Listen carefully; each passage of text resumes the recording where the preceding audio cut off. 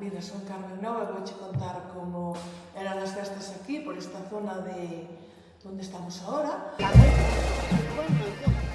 Aquí había a sesión del MU pola mañá, ibas a misa, tocaba, salíase de procesión co santo todo alrededor, xa se bailaba un pouco a saída da misa, e despois á tarde, aí polas 5 por aí, era cando empezaba a festa. Bailabas entre chicas, empezaban dúas chicas, e despois a mellor viñan dous chicos a calas a bailar, e elas, según tú veras, se aspiraban a algo mellor, decían que non, e se habían outro remedio que daban por eles. Era así como se che facía o baile. Os casamentos eran todos andando, ao mellor, nunha ocasión, se ibas a Ponte Nova, igual pasaba o coche de línea e podías ir net, pero se ibas por aí ás festas era sempre andando, pero daquela non te cansabas, aunque tuveras que ir andando.